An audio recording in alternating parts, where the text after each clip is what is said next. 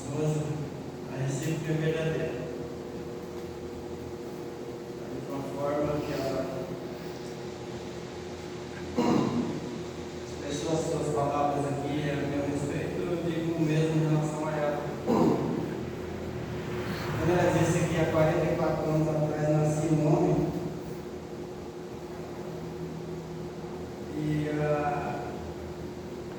uns 15 dias atrás, nós passamos, 20 dias atrás, eu apontei para ela quando eu tinha nascido. Hoje não tem nada, é só um mato. Mas tem lá no local onde tinha um barraco. Era apenas 2 cômodos, não tinha banheiro. A pica era um cano de tecido alto e a água corria dia e noite. Foi ali que eu nasci, não fui em hospital, não fui.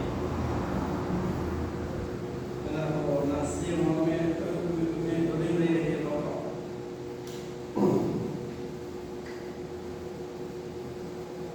E às vezes eu fico imaginando qual que é o propósito de Deus para a gente.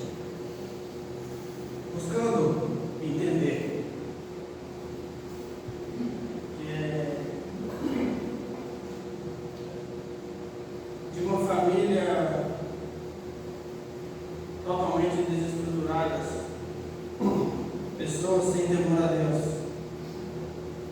exceto pelo meu pai que, pela influência do seu avô, conheceu o Evangelho, mas para o lado paterno não há nada que presta, não deixou nenhuma herança positiva,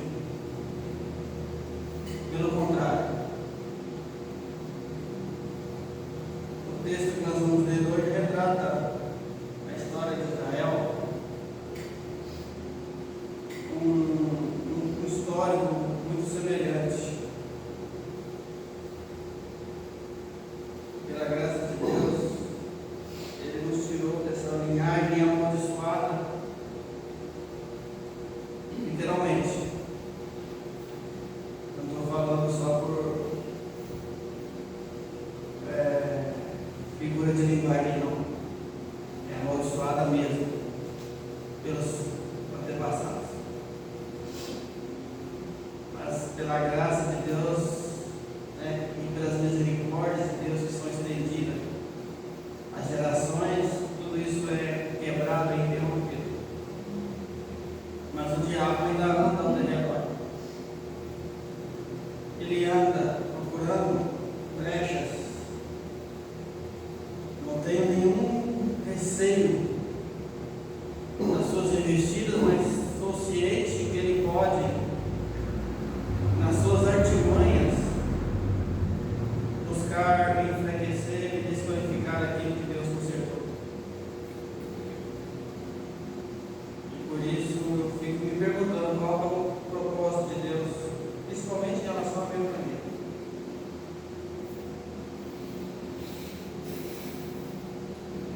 Mas vamos para a meditação nessa noite. A gente perguntou se eu ia continuar falando em Romanos 12. Até lá na roça, ela não ouvindo Romanos 12. Não diretamente, mas o assunto está ligado, porque a partir de Romanos 12 que eu escolhi esse texto para meditar nessa noite. Porque lá está falando do sacrifício vivo,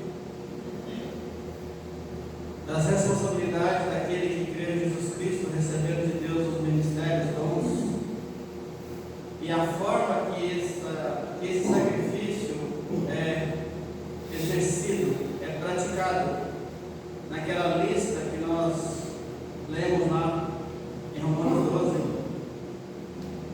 que são características, ações de um amor não fingido. Como deve ser o amor verdadeiro? E no livro de Oséias, capítulo 4, abra suas Bíblias, Oséias, capítulo 4. Agora nós vamos ver no oposto daquilo que Paulo escreve lá para a igreja de Roma. O que está está acontecendo com Israel. Vou ler do versículo 1 ao versículo 11.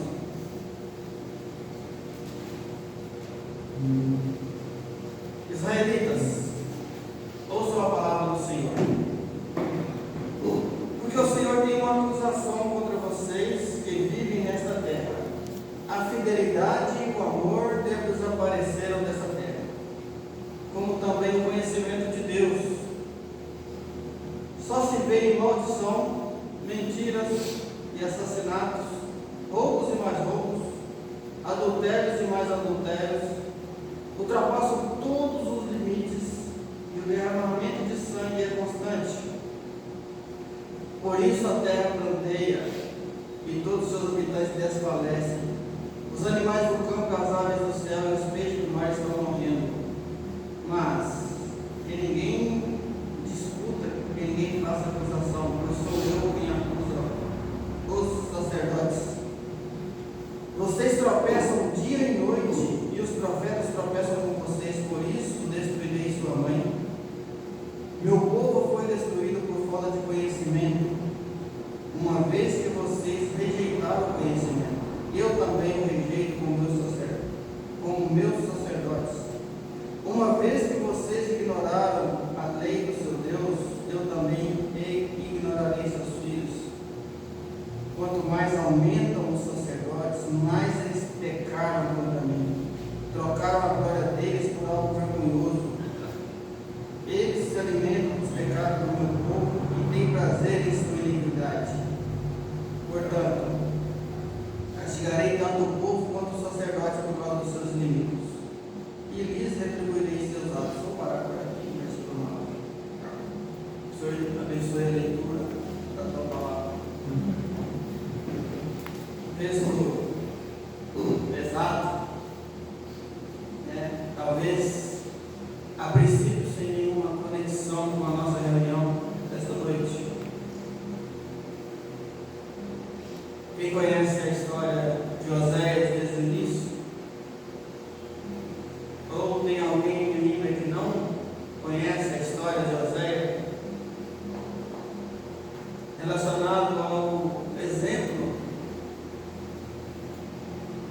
que Deus pediu que ele vivesse, representando Deus e a nação de Israel.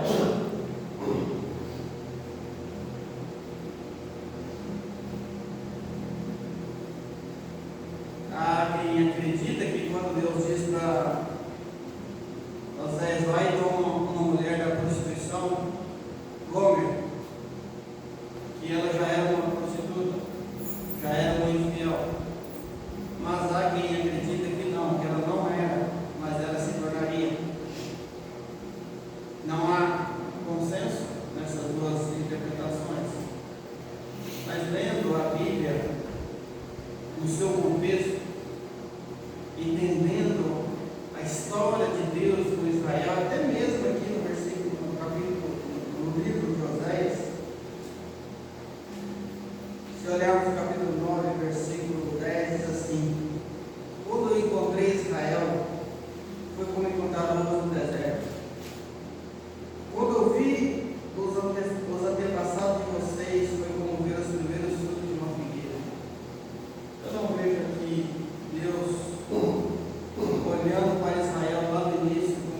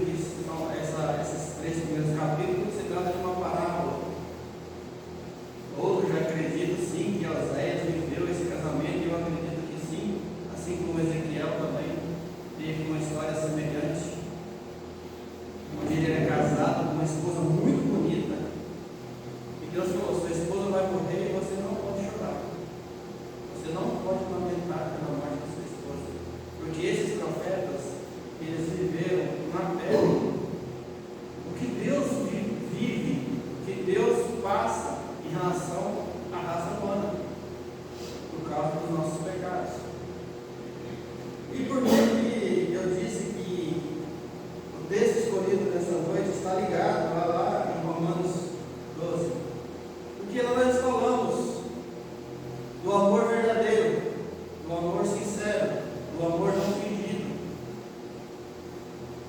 Fala que lá nós devemos ser fiel, cumprir o propósito, oferecendo a Deus como sacrifício vivo, santo e agradável.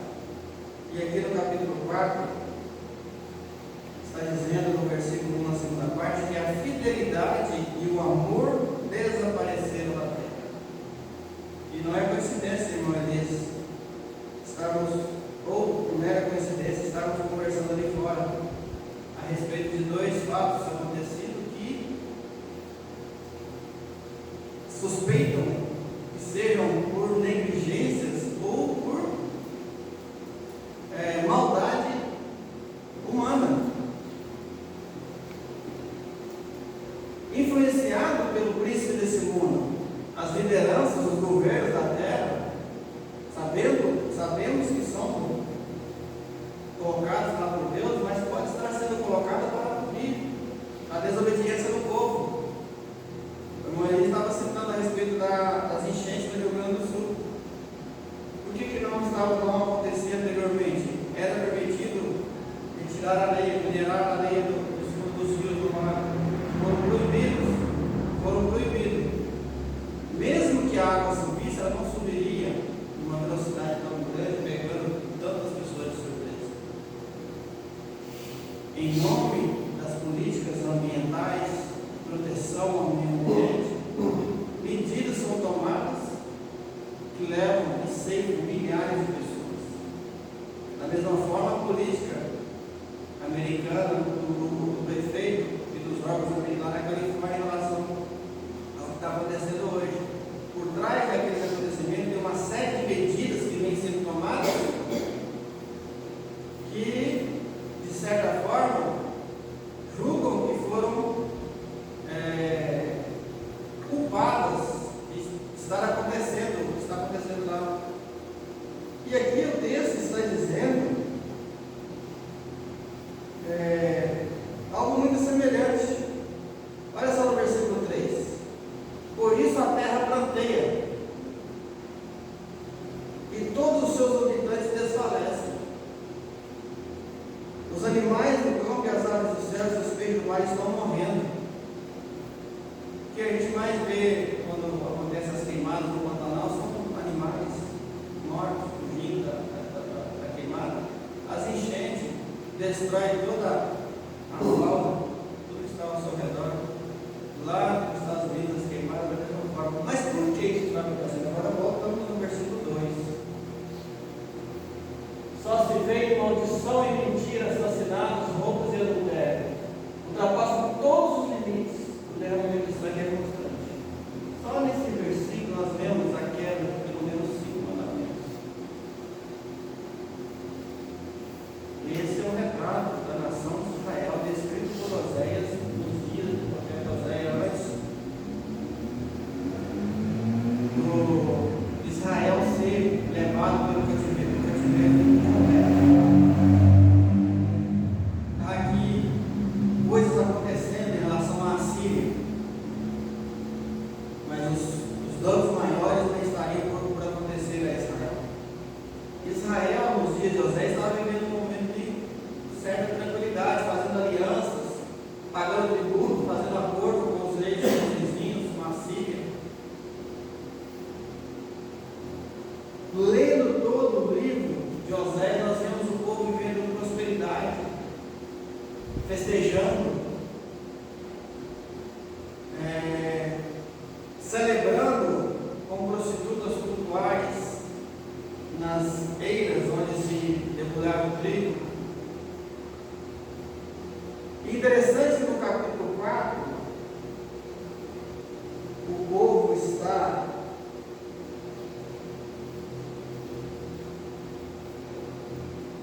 buscando certa forma, resolver as suas questões.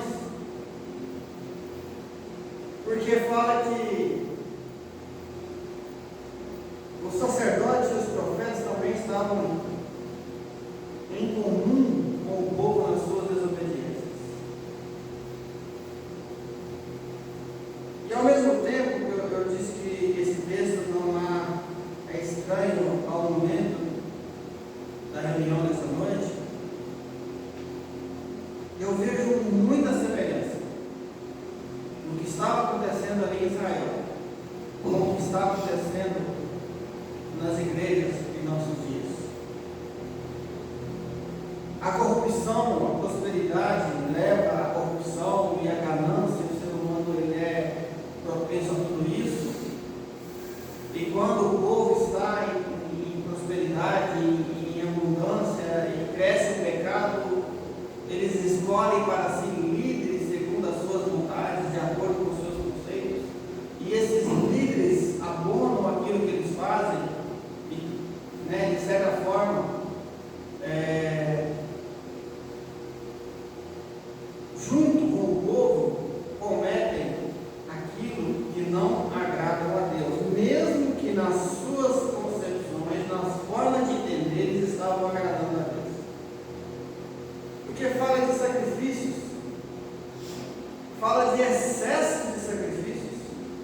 No versículo 6, diz que o meu povo foi destruído por falta de conhecimento, uma vez que rejeitaram o conhecimento.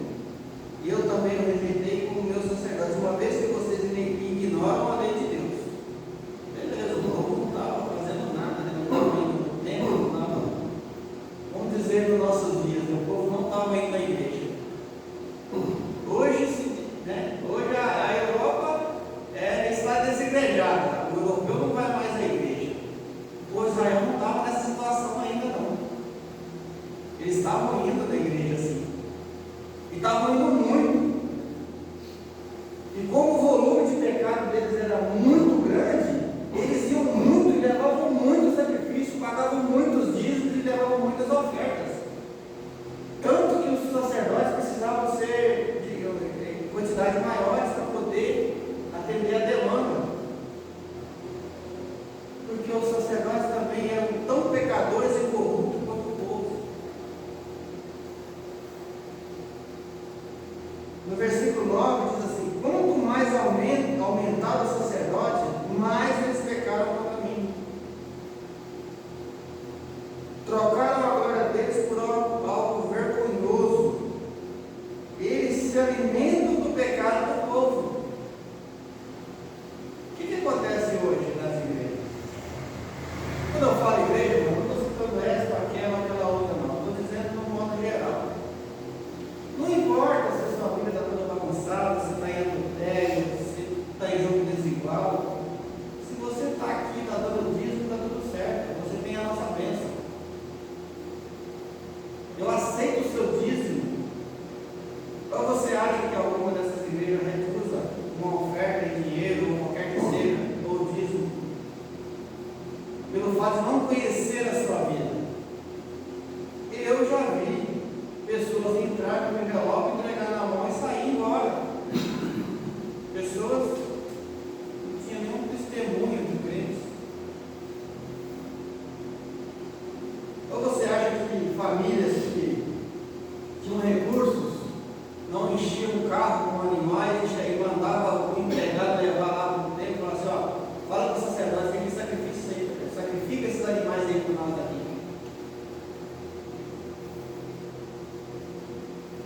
Faziam tudo de qualquer jeito, mas estavam fazendo e estavam pensando que Deus estava se agradando deles. Quando eu digo que eu fico procurando entender qual é o propósito de Deus para nossas vidas, e faço a pergunta todos os dias: será que estou no caminho certo? Será que estou agradando a Deus?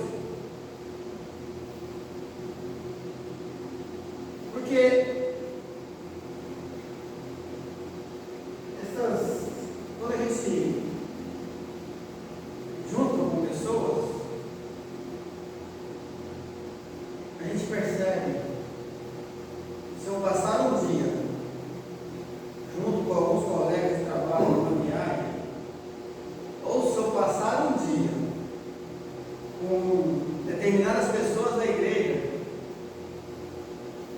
não estou dizendo aqui, mas em outros locais, em outros lugares, corre-se o risco de eu cometer muito mais pecado junto com os irmãos da igreja do que com os estranhos.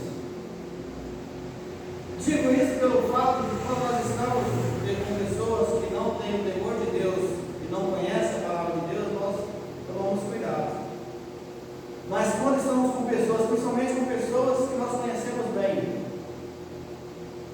pessoas que vivem uma religiosidade hipócrita, falsa, fingida, criado no Evangelho, eu fui convertido com a pregação do missionário tal, fui batizado pelo irmão tal, e às vezes a gente passa um dia junto com essas pessoas.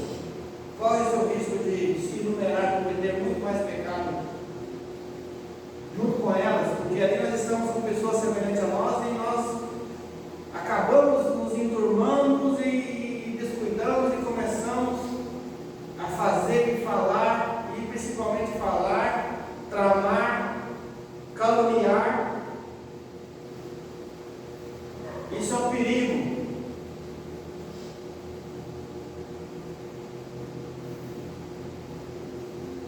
Hoje nós temos uma dificuldade muito grande em encontrar pessoas de confiança dentro das nossas igrejas, lideranças de caráter, honestas, que nós temos confiança em pedir uma opinião relacionada a certos assuntos.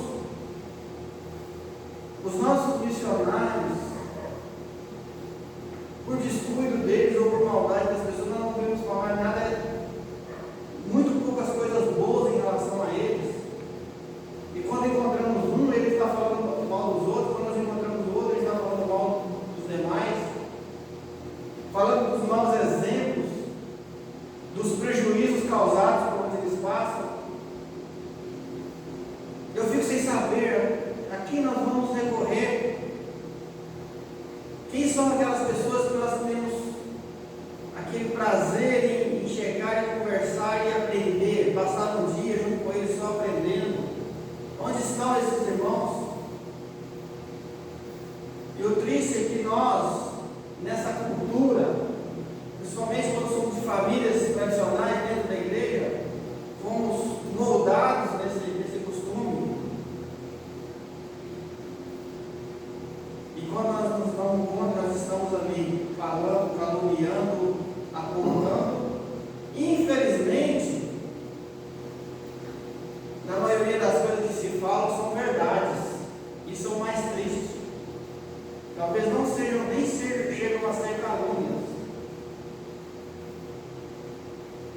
E eu estou dizendo isso porque a semelhança entre o que está sendo retratado aqui, relacionado ao povo, aos sacerdotes, é exatamente igual à situação da igreja de nossos dias.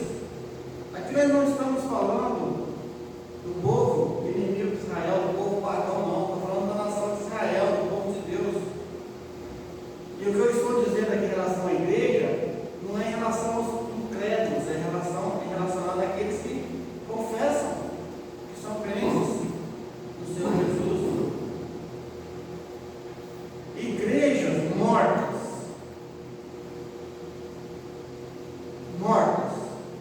igrejas que dão mais valores a um CNPJ, a um paletó, do que ao perdão, do que à compreensão, do que à fidelidade dos casamentos. Igrejas divididas pela política. Isso, infelizmente, quando a gente anda lá dos nossos lados, lá o que mais se vê.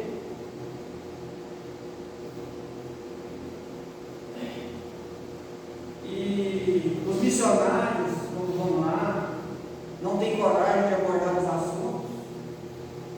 Não há ninguém que chegue lá com autoridade para fazer a conciliação entre os lados, com moral, com caráter, porque muitos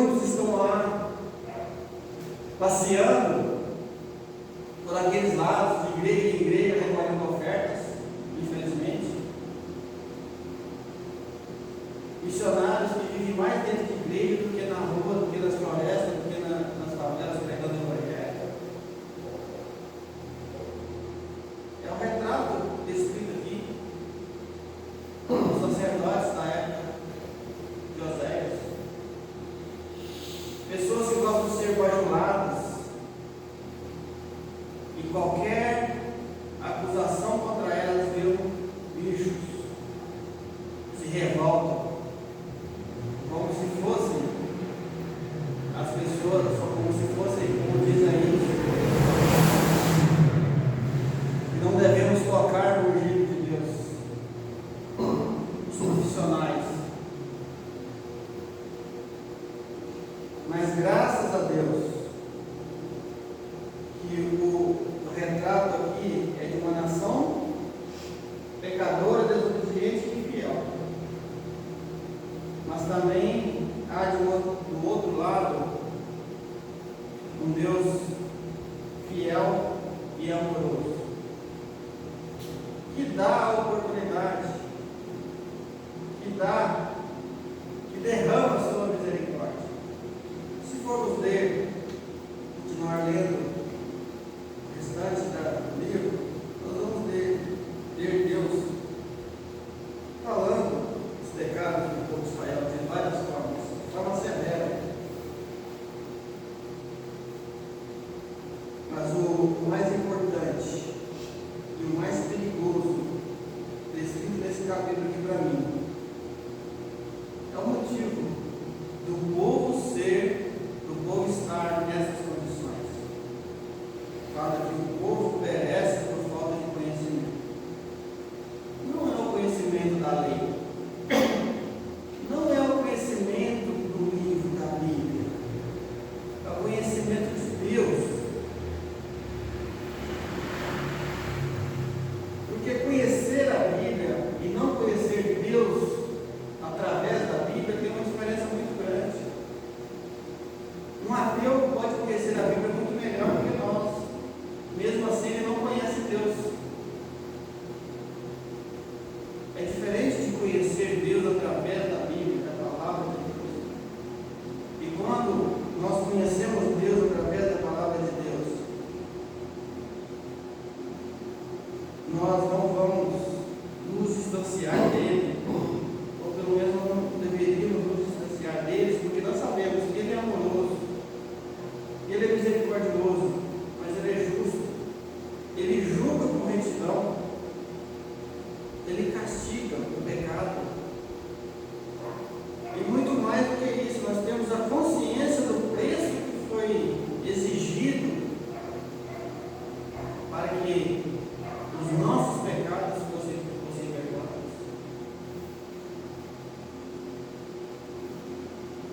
Como pode um crente, um salvo, viver deliberadamente no pecado, sabendo que um alto preço foi pago por aquele para perdoar os seus pecados, e aquele pecado entristece a Deus? Nós pecamos todos os dias, mas nós sabemos que há certas práticas que não é permitido de forma alguma sequer cogitar em nossas vidas. Israel estava vivendo, pecando de forma deliberada, porque eles não conheciam Deus, não fazia ideia do castigo do juízo de Deus sobre eles, e quando eles se padeciam, passavam dificuldade, eles achavam que era porque eles não estavam conseguindo vencer os seus inimigos. Quando as coisas aconteciam para eles, as coisas positivas, eles entendiam que eram eles que tinham conseguido.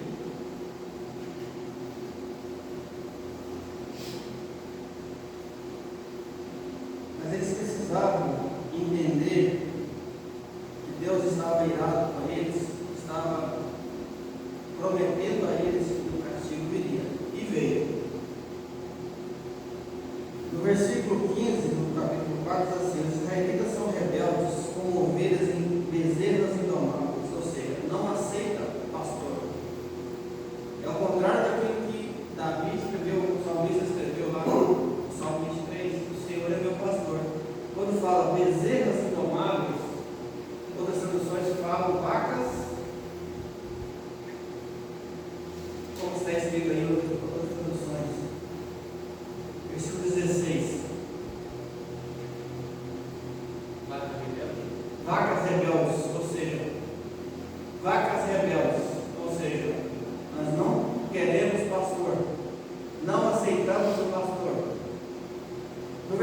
19: um redemoinho os varrerá para longe, e os seus altares estarão vergonha. No versículo 3 do capítulo 5, Deus está dizendo assim: conheço Efraim, Israel não pode se esconder de mim. Efraim agora, Efraim, Israel, tudo, Jacó, tudo está se referindo a Israel, somente ao reino do norte. Agora você se lançou à prostituição, Israel se corrompeu. Suas ações não lhes permitem voltar para o seu Deus. Um espírito de prostituição está no coração deles, não reconhecem o Senhor. O pecado, ele cria um entrelaçamento de tal forma que a pessoa não tem mais condição de voltar. Ela não tem forças mais para voltar, a não ser que a bondade de Deus, a misericórdia de Deus o alcance. Suas ações não lhes permitem voltar para o seu Deus. Mas no versículo 15 nós já vemos uma expressão de misericórdia do Senhor. Então voltarei ao meu lugar até que eles admitam os corrompam. Eles buscarão minha face em sua necessidade, eles me buscarão ansiosamente.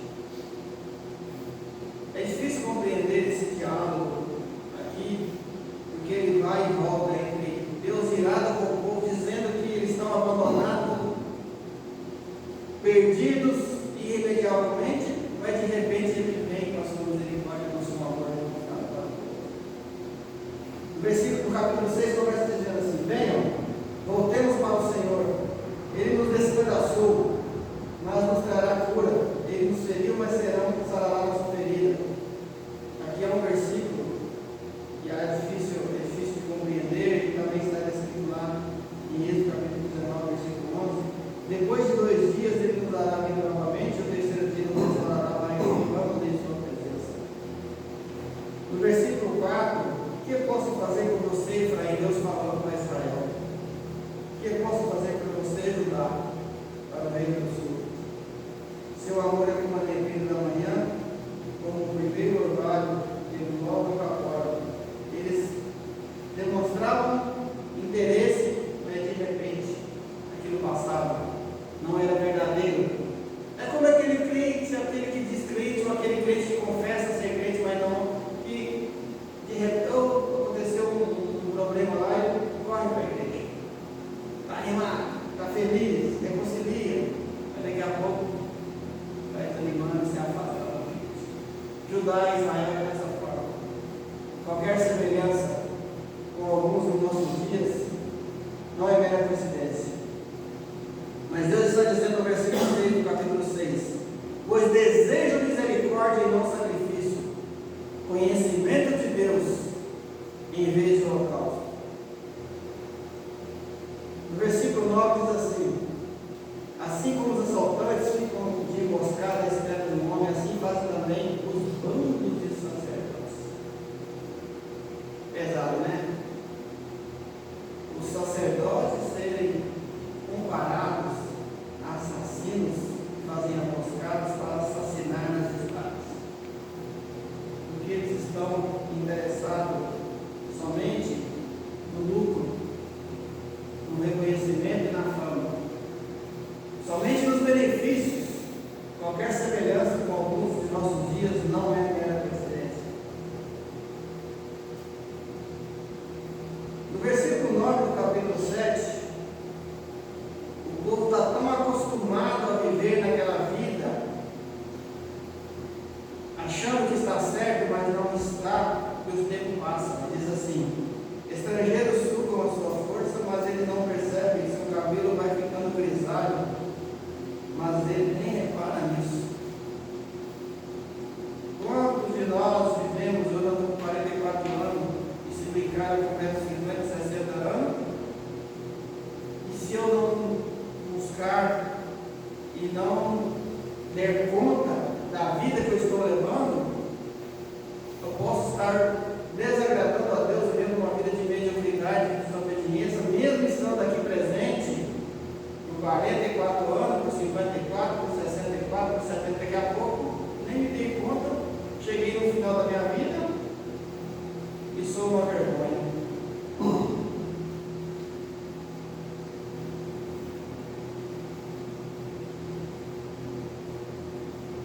Efraim é como uma pomba, versículo 11, facilmente, no capítulo 7, facilmente enganada e sem entendimento, ora apela para o Egito, ora volta-se para a Síria. Hoje nós vivemos um sincretismo religioso, onde as mesmas pessoas que vão ao centro de macumba, vai na igreja católica, vai na igreja evangélica, e não sabe aonde vai, e para eles, se estiver falando de Deus, está tudo certo. Ora está de um lado, ora está do outro, ora está na igreja, ora não está, e vive dessa forma assim. Isso é o retrato do povo de Israel naquela época. No versículo 14, eles não clamam a mim do fundo do coração, quando gemem, orando em suas camas.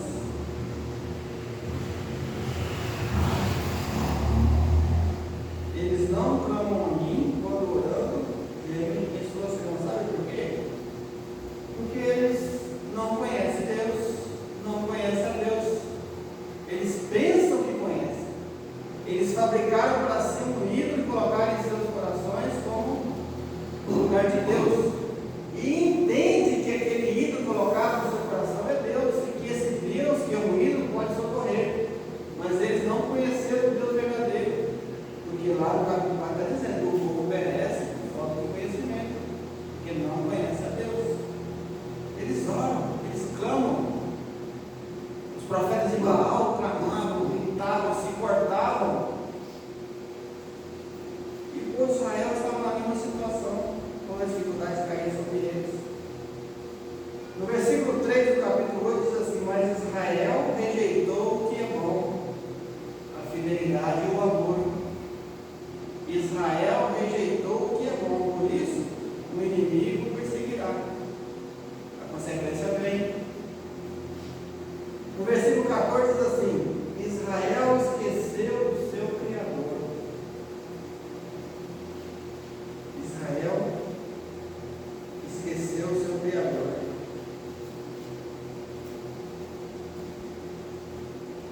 Na época de Israel, assim como em nossos dias, muitos dos profetas, não os verdadeiros, dos homens de Deus, são tidos como tolos. No versículo 7 do capítulo 9, a segunda parte está dizendo assim: o profeta é considerado um tolo, o homem inspirado, o louco violento. Hoje não se pode falar das doutrinas bíblicas, falar do pecado, porque é tratado, é considerado como um tolo ou como um louco violento. Imagina se o sacerdote recusasse os sacrifícios do povo e falasse: eu não vou oferecer, eu não vou sacrificar esse animal, porque o arrependimento de vocês não é verdadeiro, esse animal não está adequado, vocês não se purificaram para estar aqui. Eles iam matar esse sacerdote e colocar outro no lugar dele. Vamos arrumar um que aceite. Hoje é muito fácil. Se é um local que prega o Evangelho, a palavra de Deus, eu não gosto, eu simplesmente vou para um outro local. Vai ter milhares aí que não vai te incomodar em nada.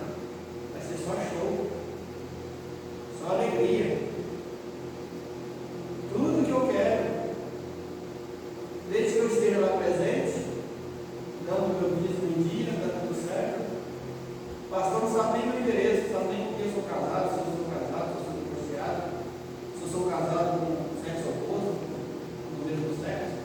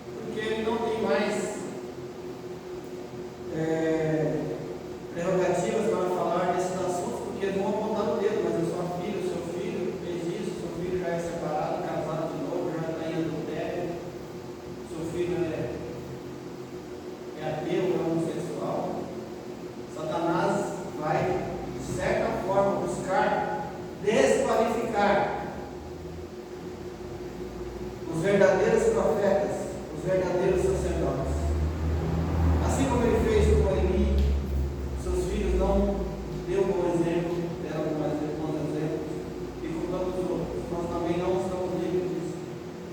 Por isso, é preciso vigiar. Mas no capítulo 11, nós vemos algo maravilhoso. Eu fico imaginando um pai que o filho está nas drogas, está preso, ou um filho que desertou da família, e esse pai lembrando quando esse filho era criança, dentro de casa, correndo, sorrindo, abraçando o papai, dizendo: papai, eu te amo. Imagina essa cena? Hoje aquele filho que se perdeu e que foi para o mundo da droga, do crime, mas que o pai tem aquela lembrança de quando ele era só uma criança, inocente não, porque não há criança inocente, mas de certa forma, ali, no nosso ponto de vista inocente, assim como olhar, estava olhando para Israel agora e dizendo: quando Israel era menino, eu o amei, e do Egito chamei meu filho. Era o versículo 2: mas quando mais eu chamava, mais eles se afastavam de mim. Quanto mais eu chamava, mais eles se afastavam de mim. Veio o que o pecado faz com as pessoas, faz com a razão, se afasta de Deus.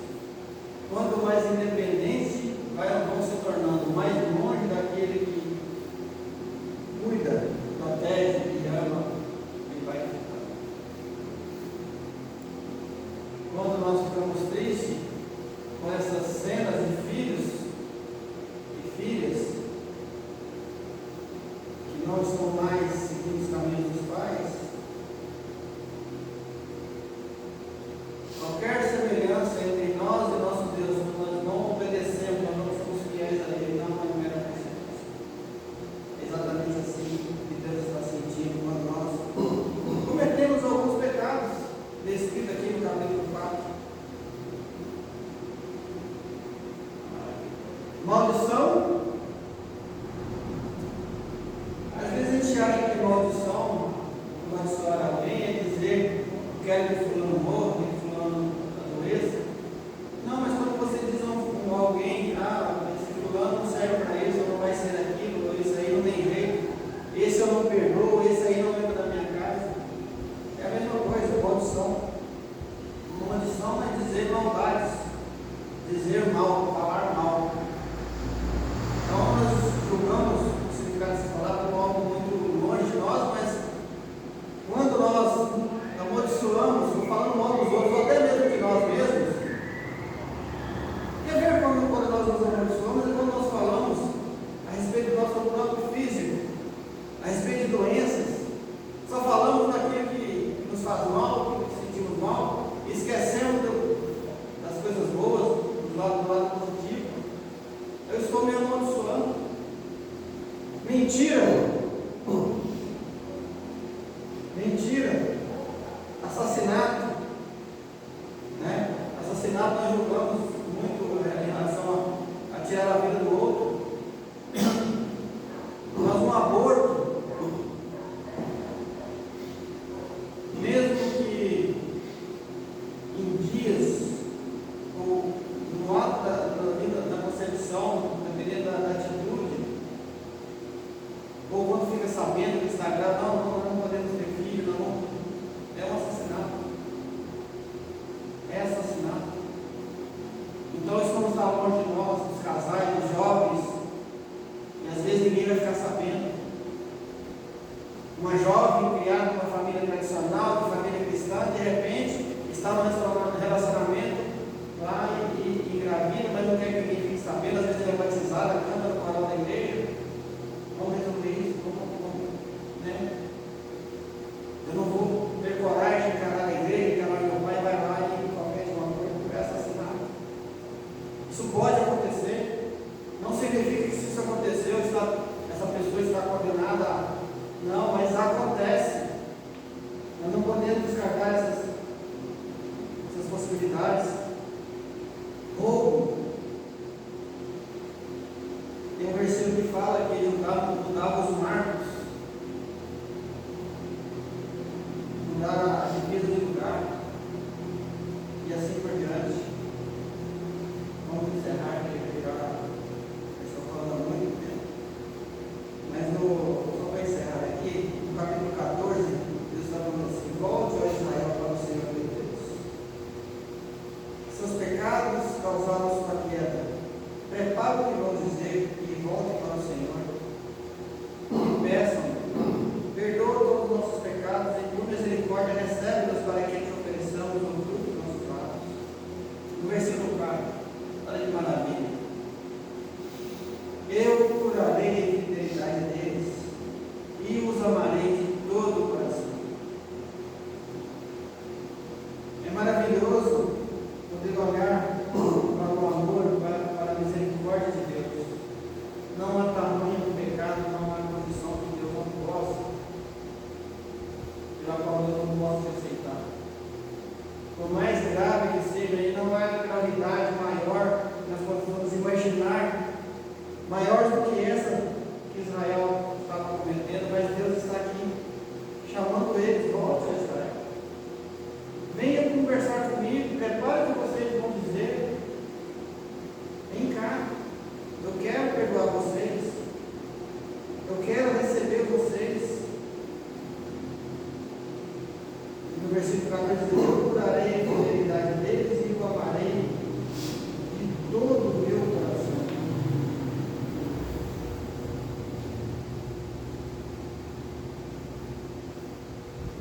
No versículo 8 diz assim: sou eu que respondo e dele cuidarei.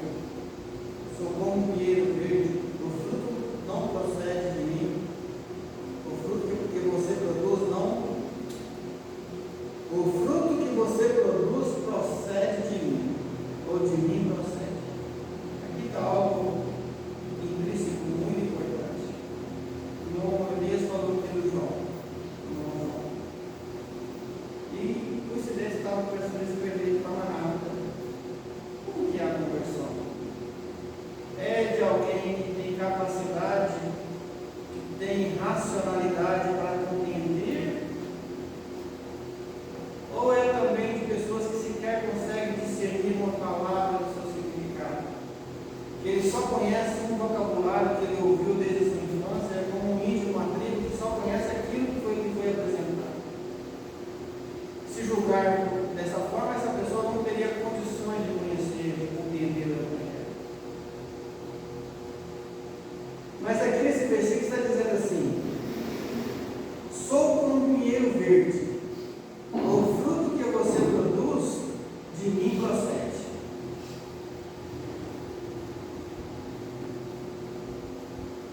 Eu entendo esse versículo de forma profunda.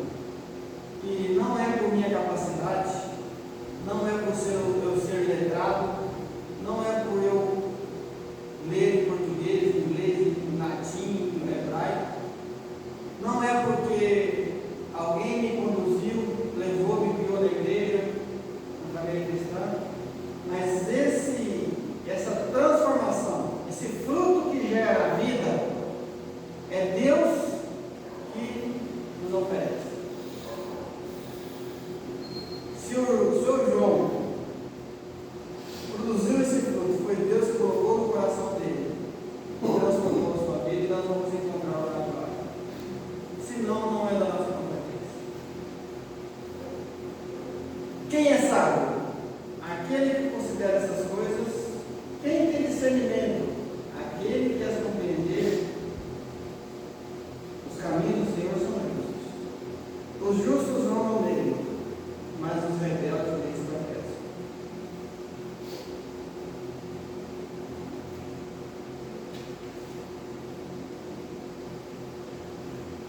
Se temos chegado ao fim da meditação dessa noite, o livro de Oséias não é um livro a ser falado e resumido assim. Poderíamos voltar lá no livro